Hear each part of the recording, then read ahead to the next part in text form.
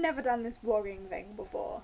I've decided that I am going to vlog my reading process because I am about to start reading, or more, start rereading, because I have already read it once, but I'm going to start rereading A Court of Thorns and Roses by Sarah J Maas. And I'm rereading this because I am buddy reading it with Jess from Between the Lines, so I will link her channel down below when I eventually edit this and upload this and stuff, because that's probably going to be a process and a half, isn't it? At the moment, we've kind of set ourselves like 3 chapters a day thing. I don't know if that's going to change or whatnot, or who, how, or what's going to happen, but that is the plan as of right now. I'm about to sit down and start reading the first 3 chapters, as is Jess. I am going to give a shout out to G from Book Roast, as if I don't talk about her enough. Obviously she does her book in a jar book diary thing where she vlogs her reading process, so if you're into people vlogging their reading process, go and check out G if you hadn't already, because she does that regularly, and this is the first time I'm doing it. Okay, I'm going to go and read, and I will be back after 3 chapters, or however much I read, and update you, because this is a reread. Obviously I have said I am rereading it, so this will be full of spoilers, obviously, so it's probably going to be spoilers for all 3, because I'm going to be like mentioning the foreshadowing that I see and how it pans out in the end and stuff. I'm excited to reread it now that I know the whole story. I've obviously read all 3, so yeah, I will be picking up on things because I know what happens in the end. Anyway, I'm going to go and get on with that now, and I will be back soon. Hi, me again. I'm only on page 14 currently, but I've read some bits that have me questioning Elaine and Nesta, because obviously they're the main characters we've met at this point. There's lots of mention of Elaine and Nesta arguing, which, now that I've read A Court of Wings and Ruin, I find really hard to imagine because of all the, like, looking after that Nesta does for Elaine. Like, she doesn't let anyone touch Elaine, she thinks Elaine's really precious, and she, like, kind of wraps her up as a little cotton wool ball and stuff. So it's hard to imagine them arguing, but apparently, way back then, they did. Also, in A Court of Wings and Ruin, I seem to remember Nesta saying to Feyre something along the lines of, like, I didn't really know you couldn't read. I didn't truly understand that you couldn't. And here at this point, Nesta's just said to Feyre, can't you at least pretend that you're not an ignorant peasant? And then Feyre explains how she couldn't read or write, and that Nesta would never let her forget it. What? Did Nesta know? Or not?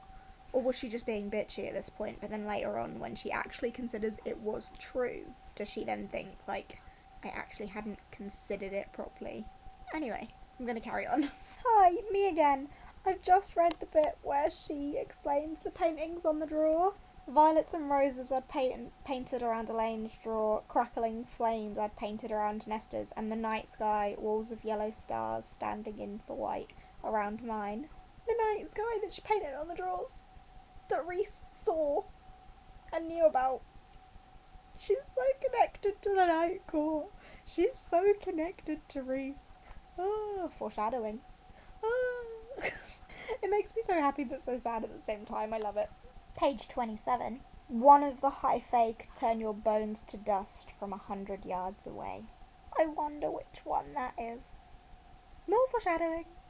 So I finished chapter 3, and one thing, the mercenary that gives her the warning about the fairies or the fae coming into the human lands. No one knows what the fae are planning. We don't know if the High Lord's leash on their beasts are slipping. Blah blah blah blah blah blah. I guarded for an old nobleman who claimed it had been getting worse these past 50 years. The blight. Amarantha. Stuff. And obviously at the end of chapter 3 is where the enormous growling shape appeared in the doorway and bust through the door, which obviously we know is Tamlin. I know it's going to be difficult to read this book, obviously having read the other 2 and knowing what I know about Feyre and Rhys, obviously. So it's going to be odd to read it back and see Tamlin as the love interest. But hey ho, I'm gonna do it. And yeah, I'm looking forward to seeing, like, the telltale signs, because I know I've heard from other people that there are signs within this book that, like, it's not right and stuff. I'm looking forward to reading that. But yeah, chapter 3 is where we agreed we'd stop for the first day. So yeah, that's me done for today. Hi. I've just read the bit where Tamlin's gone in, well, at this point we don't know it's Tamlin, but Tamlin's gone into Feyre's village, Feyre's home, bust through and been like, who killed the wolf? Who did this? Were you provoked? Did you know it was a fairy? Blah, blah, blah. And obviously at the point of reading it, you'd just think he was trying to figure out how much to punish her and stuff, but now reading back on it after knowing, like, the specifics of the girl that he needed to come back to fall in love with him to break the spell and blah, blah, blah, then that makes sense, because I think the specifics of it were that it needed to be a mortal girl who hated fairies enough to kill one unprovoked. So he's just asked her all them questions, and now all them questions make sense. So I've just met Lucien. He's an asshole back then, wasn't he? After just having read A Court of Wings and Ruin and seeing all of the character development in that we have on Lucien, to then go back to this with him being an absolute asshole is strange. But yeah, anyway, Feyre's in the Spring Court and she's obviously gone around going like, oh, the whole place is so empty, there's no one here, I could run if I want to. But obviously we know that it's only empty because Tamlin's put the glamour on it. Another day, more reading. Tamlin's just said to Feyre, that wall is an inconvenience. If we wanted to, we could shatter through it and kill you all. What a liar. We know how difficult it was for Hybern to shatter that wall to try and march through and kill them all. It's not that simple, is it, Tamlin? She's learnt who he is, or what his name is at least. She doesn't know he is a High Lord at this point. But yeah, she's discovering more of the Spring Court, although she doesn't know it's the Spring Court. She still doesn't know a lot. She goes quite a while without knowing a lot.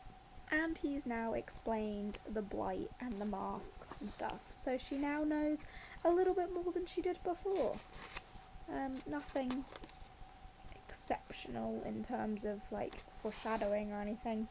Just, you know, the 49, 50 years, weakened magic, etc, etc. So I've just learnt of this mysterious she that, Lucien's so scared of if word got back to her. A her who scared Lucien enough to make him worry, to make him afraid that someone might be listening, spying, monitoring his behaviour.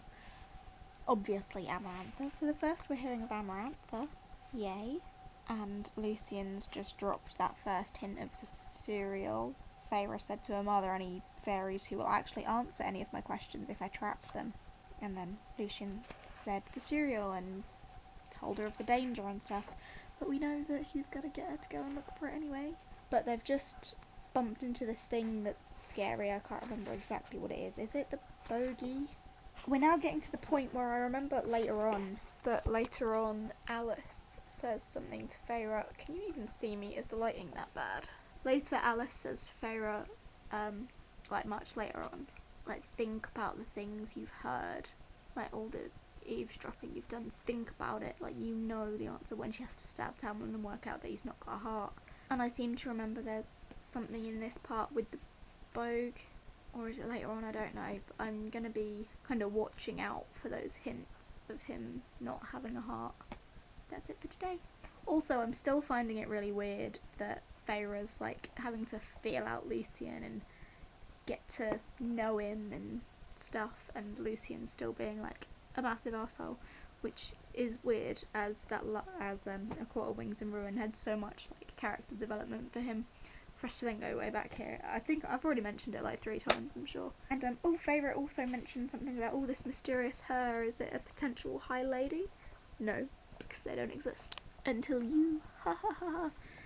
Anyway, it's late, so I'm gonna go to bed. Good morning! My hair blends into the wall when I sit here. Just finished reading chapter 10, and chapter 10 is where Feyre sees her dad in the spring gardens. And obviously we know she's about to go and try and get him, and Tam's gonna stop her, and she's gonna find out that it's not her dad, it's an illusion, and everyone's watching her and laughing at her. Lucien's just said to Feyre, Tamlin gets into moods. He would shred someone for disobeying his orders. You don't say. I said I was looking out for the hints about him not having a heart, and I've just had my first one. Lucien says to him, for someone with a heart of stone, yours is certainly soft these days. First little bit of eavesdropping about him not having a heart. That'll come in handy later, Feyre. Tamlin's just said to her, but with your affinity for eavesdropping, maybe you'll someday learn something valuable. And we know that she will, if she continues to pay attention to what she hears. Getting interesting, even though I know what happens, but still getting interesting. Hi, the lighting is really terrible and I look really shiny right now, but let's ignore that. I've just read the part in the study that Tamlin takes her to, where she finds the mural of the creation of Corinthian and the courts and stuff, and she sees the night court on it, and she says, above that, perched in a frozen mountainous spread of darkness and stars, the sprawling massive territory of the night court. There were things in the shadows beneath those mountains, little eyes, gleaming teeth, a land of lethal beauty. The hair on my arms rose. So she's admiring it but terrified of it, and then a little further on she says, at least I'd learned the layout of their lands and I knew never ever go north. So she's scared of the night court, which is funny to look back on now. Lucian's just told Feyre about the cereal and she's about to go and find the cereal, and they've had their little thing of, if I were going to go and find one I would do this, and if I were stupid I might do this, but if I were clever I might do this, and I might conveniently be at this place. So he's given her all this information without giving her all this information, and this is the first time where they seem to be getting along, and it's nice. And he says, I'm starting to like you for a murdering human. And he says that he might listen out if someone screams, but as we know, he hesitates and it's Tamlin that has to come and save her. But we shall see! So Feyre's met the cereal, and the cereal's told her everything that she needs to know, and all she needs to know is stay with the High Lord. And at this point we think that when they say stay with the High Lord, they mean Tamlin. But really, the cereal means Rhys, even though she hasn't met Rhys yet. And now she's being chased by the Naga, and she saved the cereal, which we know comes into play later, because the cereal thanks her for that. They're almost friends. Just finished chapter 16, where Feyre has been told that fairies can in fact lie, so she's now kind of working out that everything that she's heard might not be completely true. Tamlin's agreed to show her the gallery, and she's starting to feel a little bit softer towards him, and she said Isaac never made her feel like that. Isaac never made her breath catch even just a little bit. So she's definitely starting to soften towards Tamlin, and she's taken her time to do so, but she's finally realising that her family are okay, and she can relax, and she's just suggested painting, which we know is a big thing for her.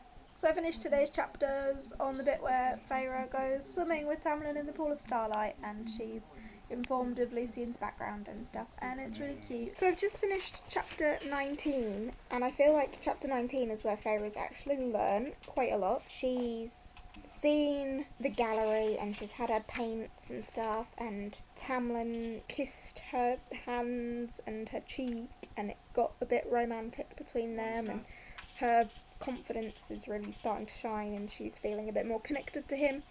And then she learned about mates, and he explained how his parents were mates, and that if a pair are truly lucky, they'll find her mates, and marriage is insignificant compared to a mating bond, which then takes us back to him wanting to marry Feyre when Feyre's got her mate in Rhys, but then he doesn't find his marriage insignificant when she's got her mate, but whatever. We've had another hint about Tamlin not having a heart. The ACOTAR has just turned up the first time to see what's going on, and the ACOTAR said to Tamlin something like, for someone with a heart of stone, you sure do have a lot of fear in yours, or something.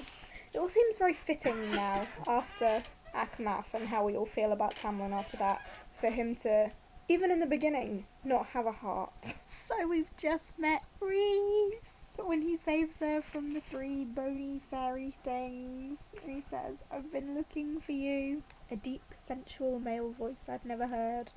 Standing before me was the most beautiful man I had ever seen. Yeah, lots of hints about him being from the Night Court, something to do with stars following him and him looking like he was made of the night and stuff, and he was beautiful. And then there's that quote that I'd seen resurface from somewhere, but I can't remember where. All the monsters have been let out of their cages tonight, no matter what court they belong to, so I may roam wherever I wish until the dawn.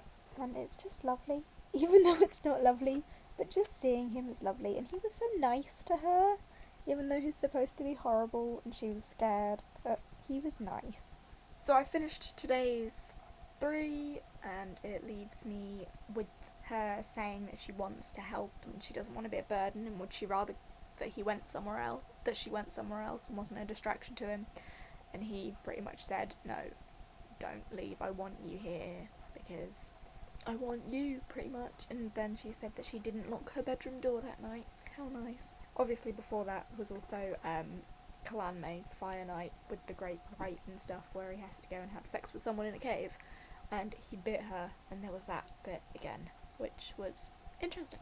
Getting slightly more adult. Hi, I haven't done any reading since the last footage that you would have seen, but I've been sat here talking to Jess about what we've just read and thinking and stuff, and in my head I realised something that doesn't quite make sense, so I'm gonna make a verbal note of it here. And that is, in ACOTAR, when Tamlin has to perform the Great Rite on Kalanme and have sex with one of those ladies to restore the power to the earth and stuff, it has to be a High Lord that does it. Everyone else's power is kind of insignificant to the High Lord doing it. And also, it's an animalistic instinct that takes over them to make them scout out a woman that they want. And obviously Tamlin tries to scout out Feyre but can't find her, so he has to settle for someone else. In ACOWAR, when Lucian has to do it with Ianthe, that doesn't make sense to me then, because did the animalistic side take over Lucian and he wanted Ianthe? Because that doesn't make sense to me, because I don't understand why he would want her. I would assume he would want Elaine, but can't send her or get to her because she's so far away, so he wouldn't be able to send her or anything. Would his second choice be Ianthe? I don't imagine it would have been, which makes me think, did the animalistic side not take over him because he's not the High Lord, or what? I don't understand it. It doesn't quite add up to me why it was Lucian and Ianthe that did the Great Rite when Tamlin couldn't bear to do it because Feyre wasn't there. Yeah, I've just had that thought and wanted to make a note of it. Hello! So the glamour that Tamlin's put on the spring court has gone, and Feyre can now see everyone, and she had her little freak out about Alice not looking the same, but that's all done with. And then they've had the head mounted on the heron beak outside the Spring Manor, which is the trick of the Night Court, a prank from the High Lord, because they're all monsters and horrible people, and that would be their idea of a laugh, which obviously we know isn't true, because the Night Court are lovely people.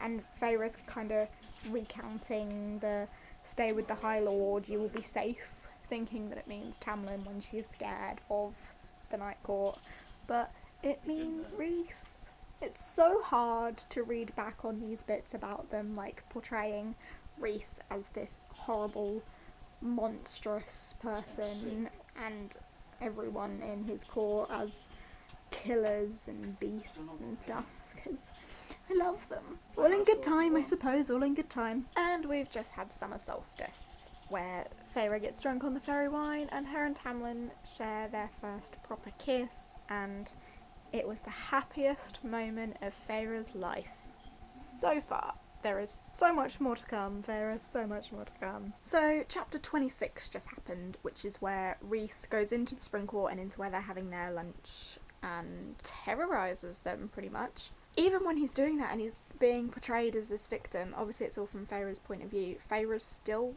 describing him, and everything he does is quite sexual, a sensual voice and the soft, the caress of the nails on her mind and stuff. It's all still quite sexual, and when he's in her mind and he says, I remember you, obviously she thinks it's from Fire Night, but he remembers so much more about her because stuff.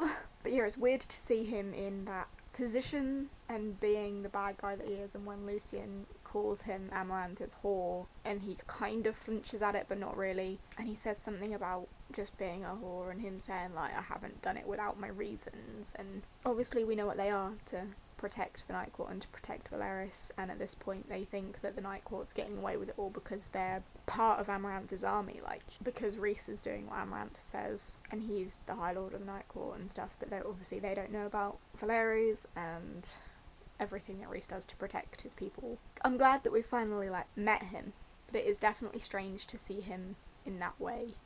But yeah, it is all still very sexual in description. Race hand with horrific gentleness pried the knife from my hands and sent it scattering across the room. If you were wise, you'd be screaming and running from this place. From the spring court. Those invisible claws lazily caressed my mind again and then vanished. And we've just had chapter 27 where they have sex twice in a chapter. She thinks it's the happiest she's ever going to be, and he says that he loves her and stuff, and as much as at this point in the book you want to believe him, and I think he does really love her, but at the same time he just wants to be free of that curse, doesn't he? And yeah, she thinks she's happy, but she's being sent home and stuff, and it amazes me that we've got so far through this book and like none of the actions happened. Like all of the good bits, well I say good bits, all of the terrible bits, which are the good bits under the mountain, are left to the last. Like, can you see? Like, we've come so far and we've got relatively little left for so much to happen.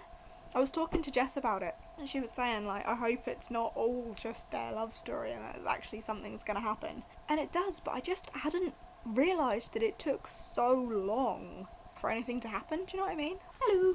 I've just read chapter 28, and chapter 28 is where Tamlin sends Feyre away. So, packed her up, shipped her off. She's gone. And he said, I love you, Feyre. And she was like, ah, and didn't say it back. And silly girl that she is. Should have said it back if she wanted anything to be simple. But obviously nothing's going to be simple. But at the same time, I do believe she did the right thing in not saying it, because that leads to the future events, and if she had just said it then she never would have really got to know Rhys better, and they wouldn't have had that bargain, so he wouldn't have come and bust in on her wedding and blah blah blah. She's gone home and Nesta's being all frosty, and obviously we know that's because the glamour didn't work on Nesta, but I assume I'm about to discover that part. And I've just finished chapter 30 where she's back at her home that's not her home, with her human family, and her father's throwing a ball in her honour, and they found out that the glamour didn't work on Nesta, and Nesta's hating everything, and Feyre's teaching her how to paint, and it's all very lovely, and Feyre told Nesta all of the truth, because obviously Nesta can handle the truth because the glamour didn't work on her, and blah blah blah blah blah. Oh yeah, I've had a couple of days off from reading, because I went away for the weekend and stuff, so we had a bit of a break from our 3 chapters every day thing.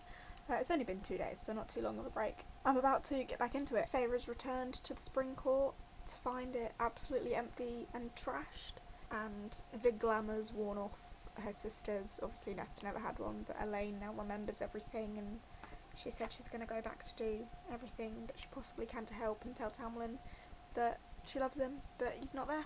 So I'm now moving on to chapter 32. So I've just read the Beastie chapter 32, and this is the one where she finds Alice in the shredded spring court, and Alice tells her everything that Alice knows. So Feyre's now aware of Amarantha and what the Blight really is, and the war, and the King of Highburn, and the story of Durian, which I paid particular attention to, because obviously Durian plays an important role in A Court of Wings and Ruin, so I did pay attention to his story, and noticed until like the very end Durian was always on the human side, so it would never really make complete sense for him to ever be on Hyburn's side. So Feyre now knows that she needs to tell Tamlin that she loves him, but it's too late for that.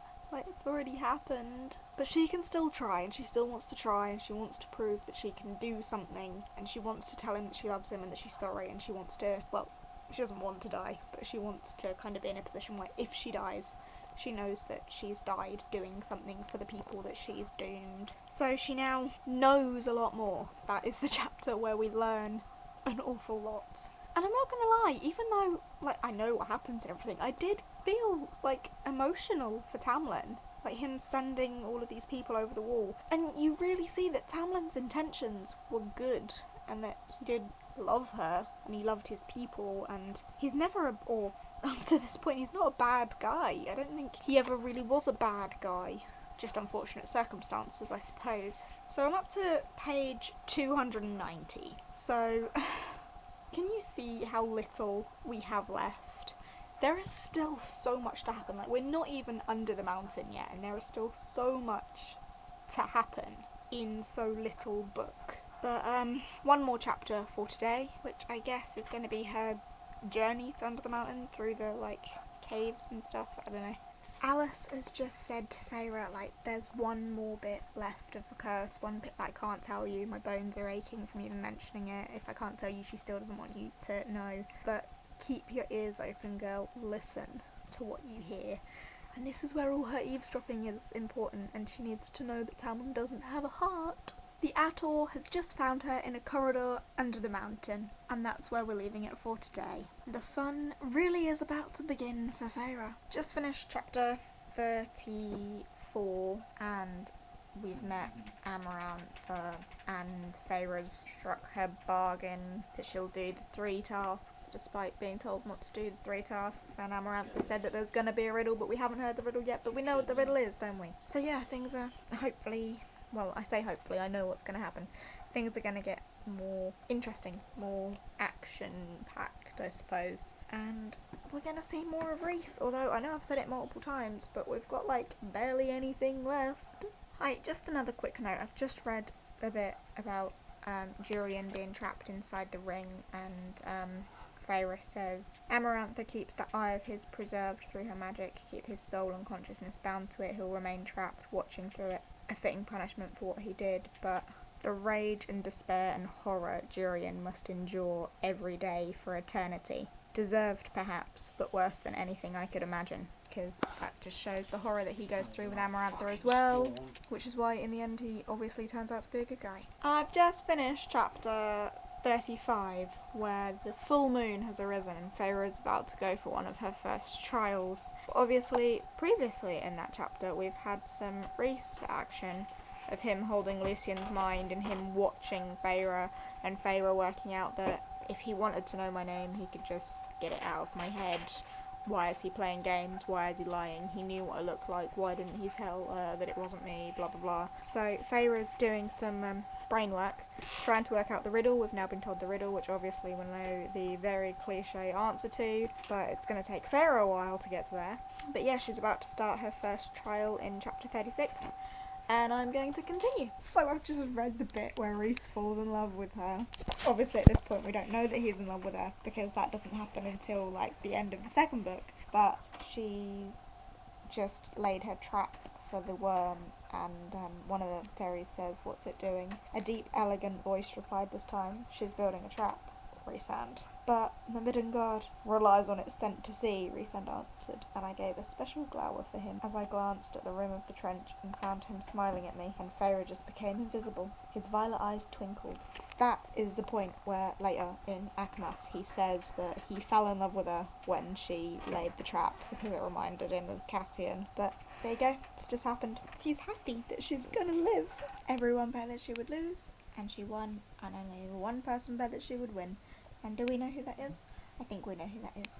I think it was Rhys. Just finished chapter 37, and Rhys and Feyre have made the bargain, so she's now got the tattoo sleeve thing. And Feyre said that she could tell that everything that Rhys did wasn't to help her, but just to hurt Tamlin. And that's so wrong. But really that just goes to show you how this book is constructed to make you think that Rhys is a terrible person, because Feyre's been made to see things the way that Tamlin sees things, but there's so much more to it than that. But yeah, he saved her, and now they've got the bargain, so she spends a week with him every month for the rest of her life. But one thing she didn't mention in there is the whole 1 week a month for the rest of your life. Like, he's expecting her to actually live when everyone else thinks she's gonna die. Chapter 39 has been read, and that is where Rhys shatters the brain of the Summer Court Lord. And Feyre's kind of working out now that he's doing these things as a mercy, and he says that there was no one else involved in this escape plan, it was just him on his own because he's a coward, and then he killed him. But he was protecting information and killed him to be kind.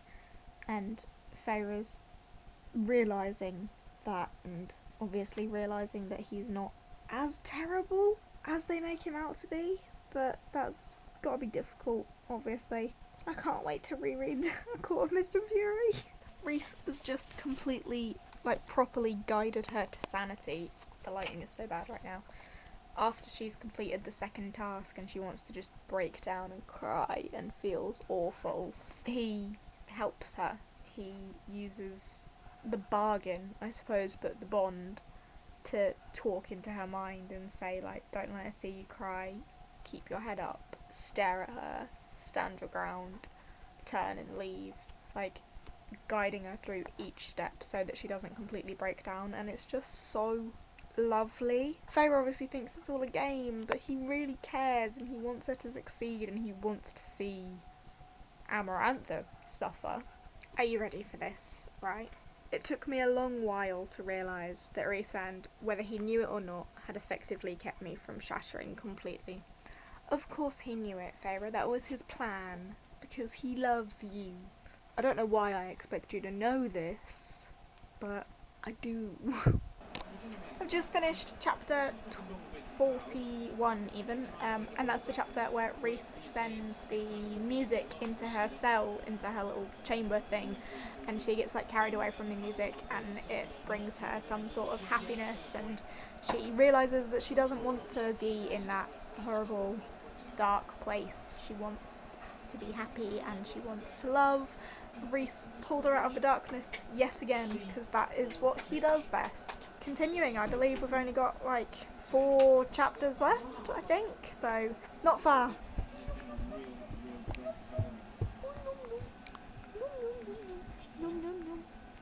Do you see yourself?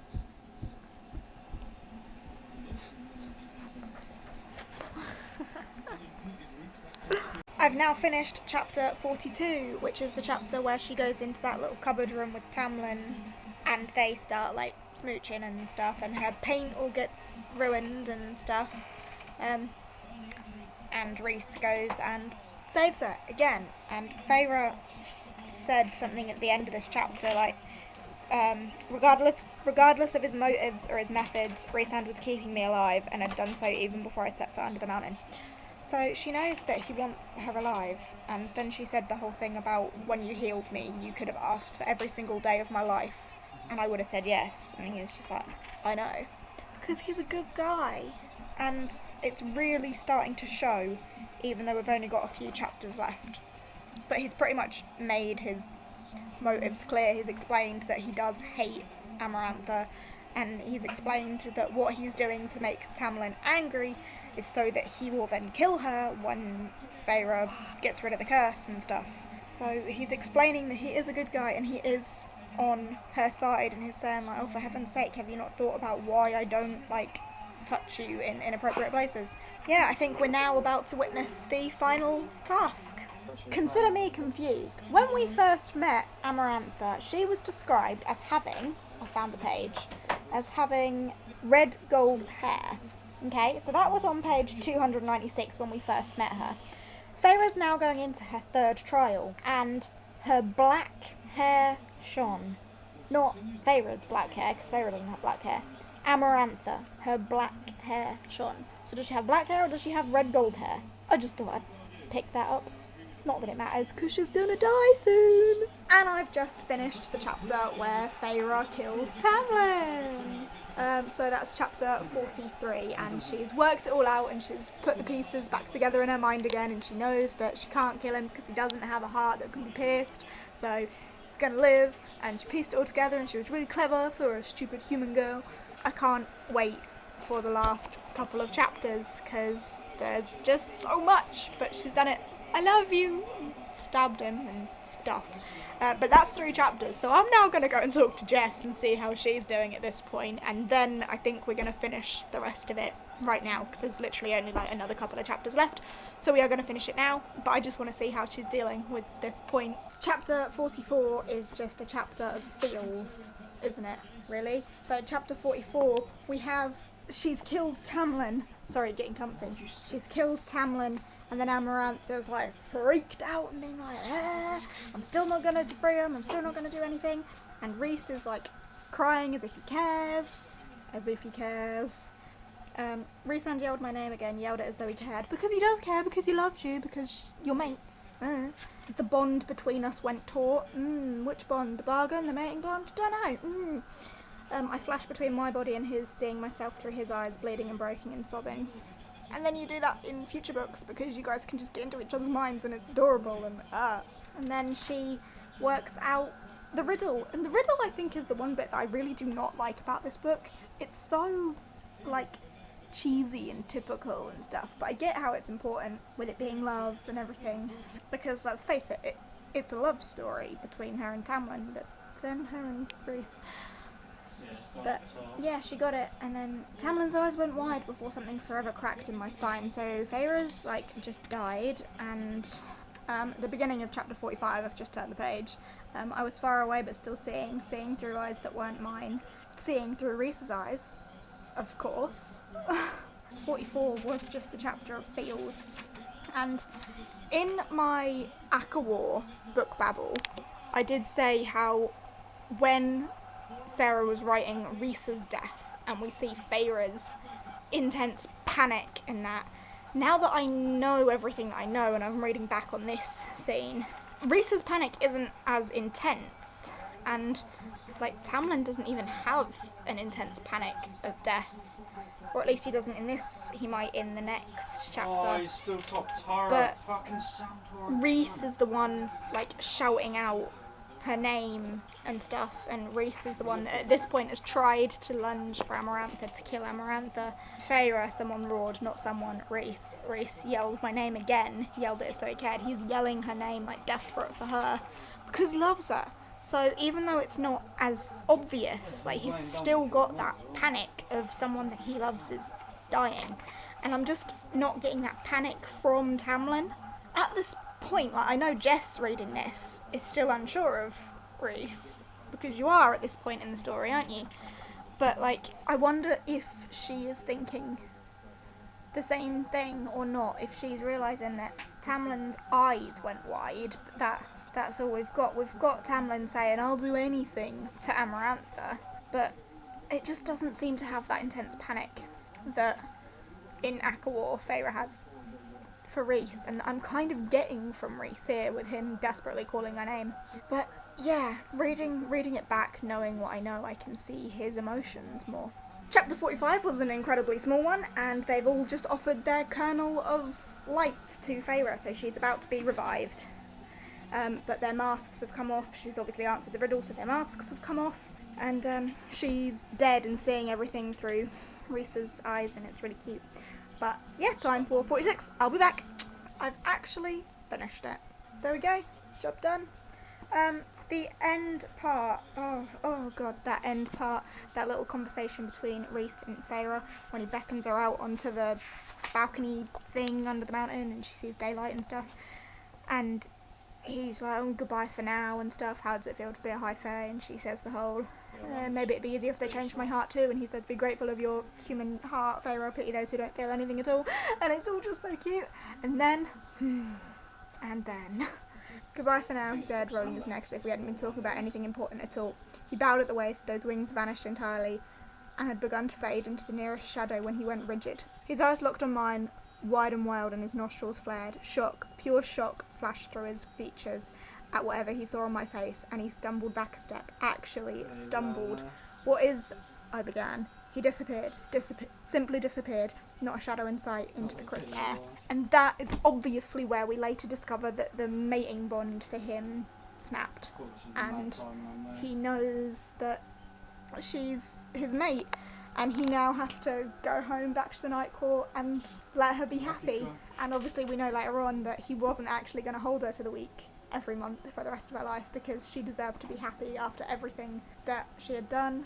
But then obviously when she says no at the wedding, because she's a changed person after all of this, obviously, because she's absolutely traumatised by the death and the killing of people that she's done, and she doesn't want to have to live with it and deal with it, and she feels so guilty. He was willing to let her go even though that snapped for him, and he knew that she was his equal in every way. Oh, I just can't wait to start the second one. I can't wait for Jess to start knowing what I know about Rhys. But yeah, I'm so happy to have read the whole thing again. There are some things that have been really lovely to revisit, like getting to know Rhys all over again and seeing everything about him and the way he is with Feyre, and watching him save her again, knowing what I know, was fantastic. It was difficult with some bits though, like it was difficult to get to know Lucian in the beginning because he was such bellend. But I'm so happy that I've done it, and I can't wait to start the second one. So I guess just about here is where I give my second review. I'm gonna give it 5 stars again. After I read it for the first time, I gave it 5 stars.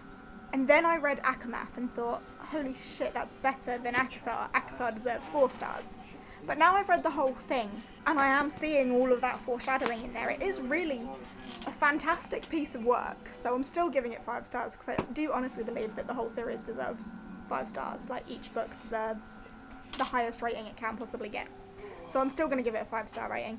I love it all. I love all the characters, I love the world, I love all of it. And I hope you've enjoyed this video, I suppose. If you have enjoyed my little vloggy thing for my second read of this, then please give us a thumbs up. Chat to me down in the comments about everything to do with everything. Spoilers for this, the next one and the next one. Let's just generally chit chat about the whole lot, because there's nothing more that I'd love than a chit chat about ACOTAR, ACOMAF and ACOWAR. So yeah, go and do that. I will be doing another one of these for ACOMAF, because me and Jess are buddy reading ACOMAF as well, so that will come next, so keep your eyes peeled for that. If you fancy subscribing, I'm always eternally grateful for that, and I will see you next time with whatever else comes next. Bye!